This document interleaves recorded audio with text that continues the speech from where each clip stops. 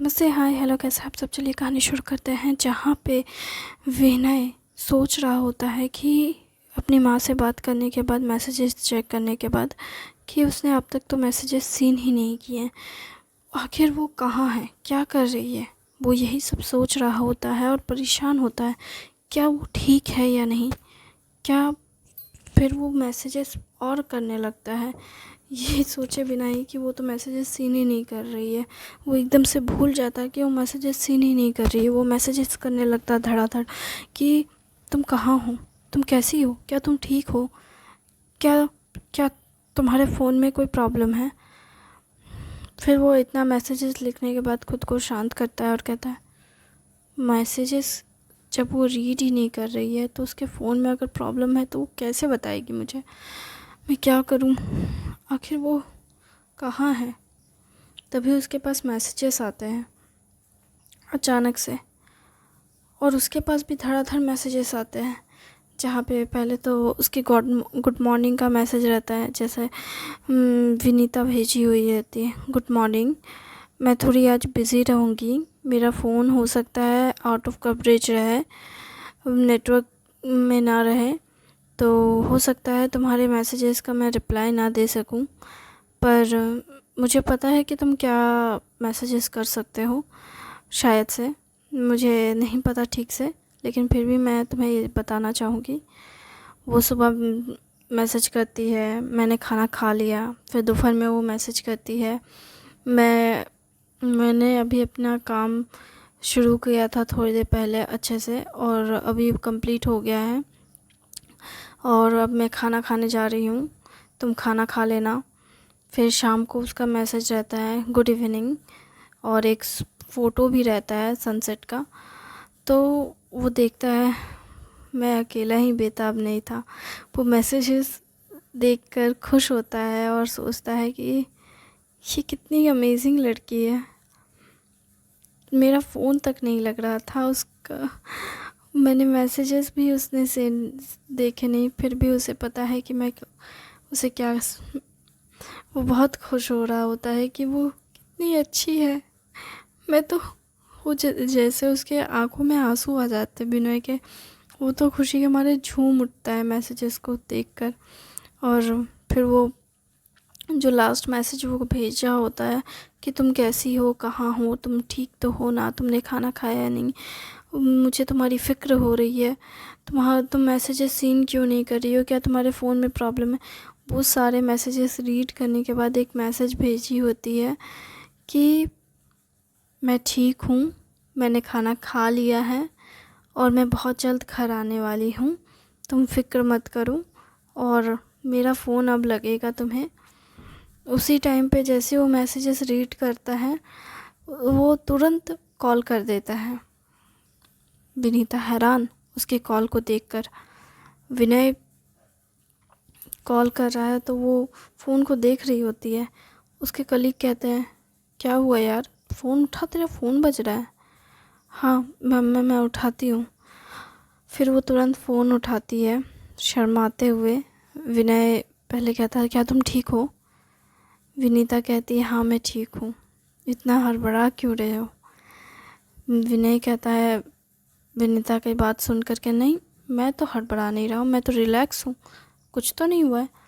विनीता कहती है, अच्छा, मुझे तो लगा तुम हड़बड़ा रहे हो, घबरा रहे हो, कि कहीं मुझे कुछ हो ना गया हो। नहीं, मैं परेशान नहीं हूँ, मैं तो बिल्कुल ठीक हूँ, मैं तो रिलैक्स हूँ। विनय की बात सुन विनीता कहती है, तो इतने मैसेजेस क्यों किए हैं, कहाँ हो, कैसी हो, क्या तुम ठीक हो, खाना खाया या नहीं, कहीं तुम्हारे फ़ोन में प्रॉब्लम तो नहीं है, नेटवर्क नहीं है। जिस पर विनय कहता है, मैं बस ऐसी। विनीता कहती है, अगर मेरे फ़ोन में प्रॉब्लम होती तो क्या मैं ये मैसेजेस पढ़ पाती। अच्छा हुआ कि मेरे फ़ोन में कोई प्रॉब्लम नहीं है, क्योंकि अगर होती तो सच में मैं ये मैसेजेस मिस कर देती, और ये बहुत अच्छे मैसेजेस हैं। विनय विनीता की बात सुन बहुत खुश होता है और कहता है, क्या सच में ये इतने अच्छे हैं। विनीता कहती है, हाँ ये बहुत अच्छे हैं, आज तक किसी ने मेरी इतनी फ़िक्र नहीं दिखाई। जिस पर विनय कहता है, ऐसा क्यों। विनीता कहती है क्योंकि कोई फ़िक्र दिखाने वाला ही नहीं था मेरी ज़िंदगी में। जिस पर विनय कहता है क्यों? विनीता कहती है क्योंकि मेरे माँ बाप इस दुनिया में नहीं हैं। विनय कहता है ओह आई एम सॉरी, मुझे लगा।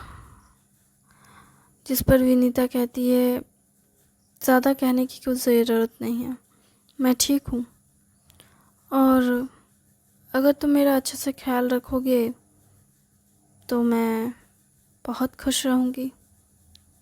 जिस पर विनय कहता है हाँ बिल्कुल, मैं तुम्हारा बहुत अच्छे से ख्याल रखूँगा और यकीन दिलाता हूँ तुम्हें कभी तकलीफ़ नहीं होने दूँगा। विनीता कहती है अच्छा तो मैं फ़ोन रखती हूँ, अब मैं ग्रुप में हूँ तो सब लोग मुझे देख रहे हैं। तो क्या तुमने सबको बताया नहीं कि तुम्हारा एक होने वाला हस्बैंड है? जिस पर विनीता कहती है क्या मैं ये कह सकती हूँ? जिस पर विनय कहता है क्या तुम नहीं कहना चाहती हो? विनीता कहती है मैंने आज तक कभी बॉयफ्रेंड भी नहीं बनाया अपनी ज़िंदगी में, अब अचानक से हस्बैंड की बात कहूँगी तो ये लोग मुझ पे हंसेंगे। क्यों? क्योंकि जिस लड़की का कभी कोई बॉयफ्रेंड ही नहीं हुआ अचानक से हस्बैंड कैसे हो सकता है? किसने कहा कि बॉयफ्रेंड होना ज़रूरी है? हस्बैंड मतलब ये कहाँ लिखा है कि अगर किसी का बॉयफ्रेंड है तो ही उसका हस्बैंड हो सकता है और अगर किसी का बॉयफ्रेंड नहीं है तो उसका हस्बैंड नहीं हो सकता? हाँ, लिखा तो कहीं नहीं है, लेकिन ये लोग मजाक उड़ाने में पीछे नहीं हटेंगे। तो क्या मैं वीडियो कॉल करूं?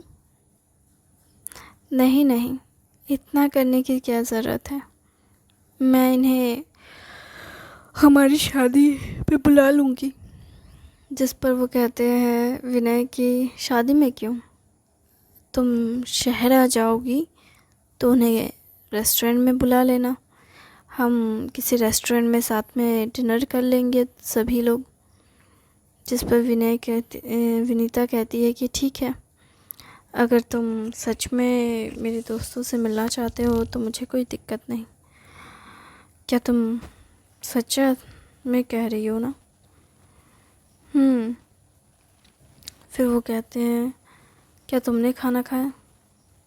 हाँ, मैंने खाना खाया, थोड़ी तुम्हारी फिक्र हो रही थी तो ज़्यादा नहीं खाया, लेकिन मैंने खा लिया है। तुम्हें पता है ना मैं टाइम पे खाना खाता हूँ। हाँ, तुम तो डिसिप्लिन वाले इंसान हो, टाइम पे खाना खाना, टाइम पे सोना, टाइम पे वर्कआउट करना, सब कुछ तुम टाइम पे करते हो। बस एक लड़ना ही तुम्हें टाइम पे नहीं आएगा। क्या मतलब, तुम मुझे लड़ाकू बनाना चाहती हो?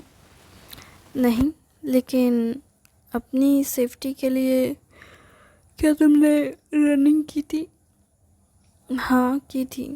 वैसे तुम्हें भी नींद आ रही है ना, तुम हाई ले रहे हो तो मुझे भी तो हाई लेनी पड़ेगी ना।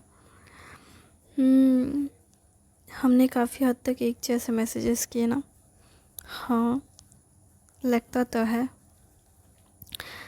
क्या हम सच में इतना जान गए हैं खुद को और तुम एक दूसरे को?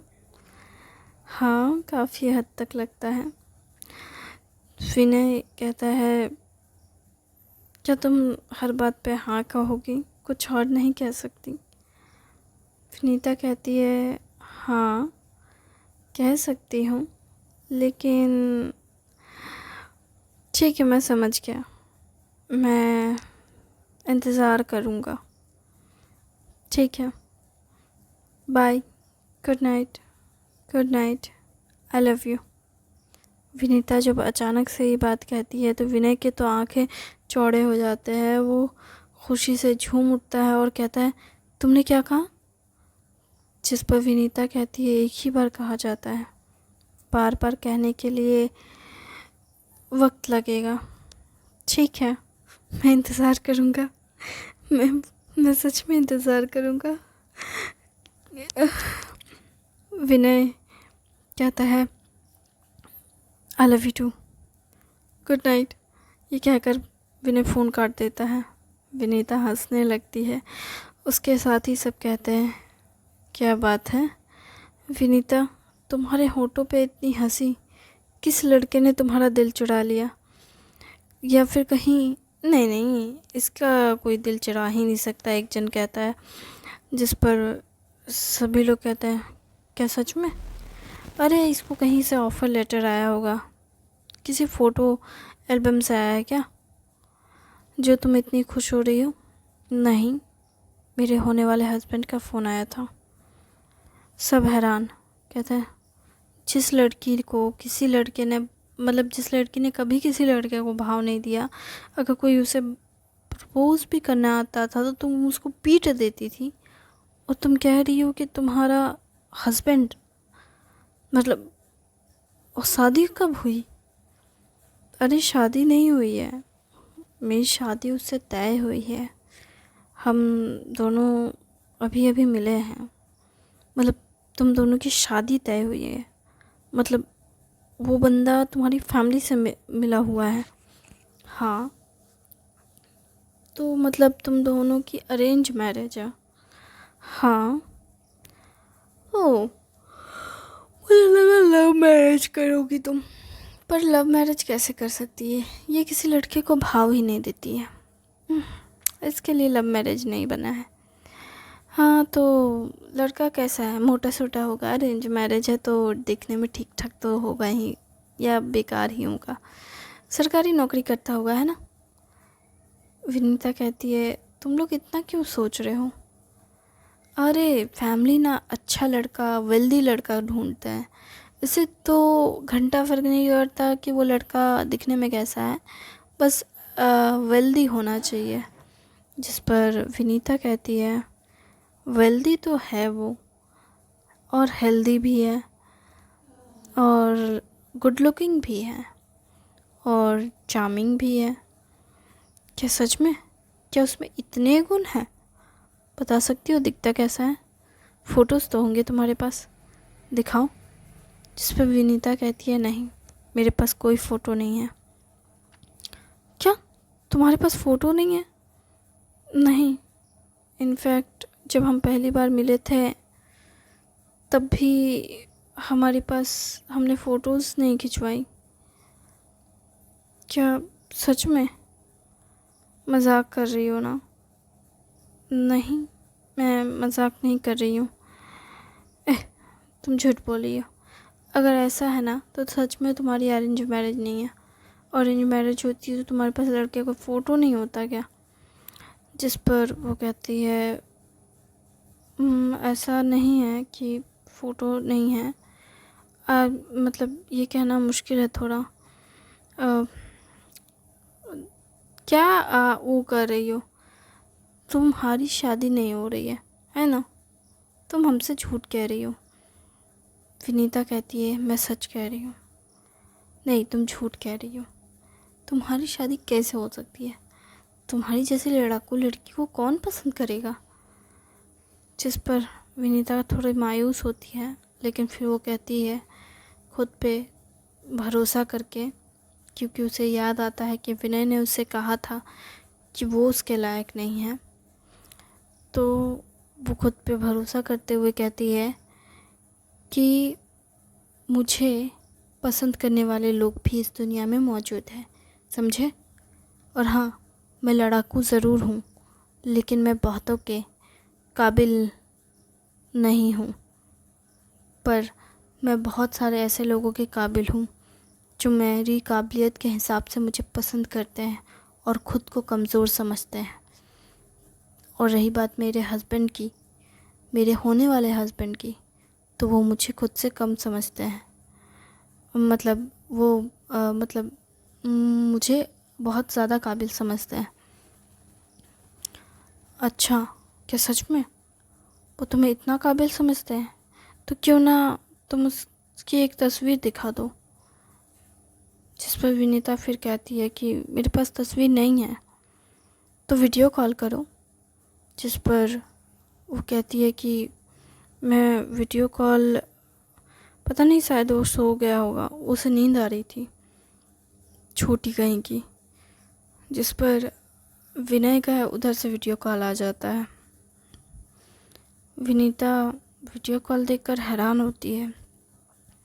फिर वो वीडियो कॉल रिसीव करती है तो विनीता कहती है, तुमने अचानक से वीडियो कॉल कैसे कर लिया? विनय कहता है, बस मुझे तुम्हें देखना था, मुझे तुम्हारी याद आ रही थी, मैं थोड़ा परेशान था कि तुम ठीक तो हो या नहीं, तुम्हें ना देखूं तो बेचैनी होती है।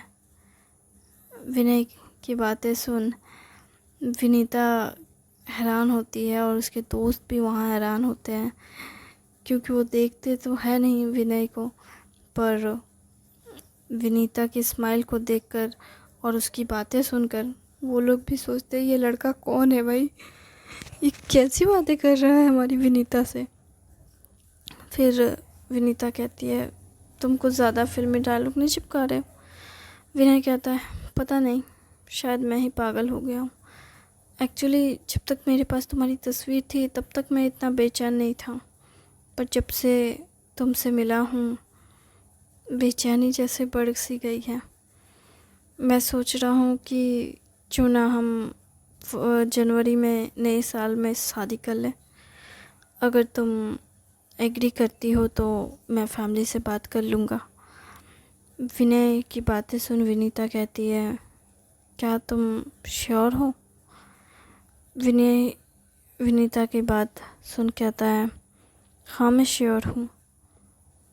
वैसे तो ऐसे फ़ोन में इस तरह की बातें नहीं करनी चाहिए, पर हालांकि ये सारी बातें हमारी फैमिली में तो फैमिली वाले बात करते हैं, पर अगर तुम हाँ कहो तो मैं फैमिली से बात करूँगा। जिस पर विनय की बातें सुन विनीता कहती है, मुझे कोई प्रॉब्लम नहीं है, तुम जब शादी करना चाहो मैं हाँ कहूँगी। विनय कहता है, तो क्यों ना हम न्यू ईयर साथ में सेलिब्रेट करें?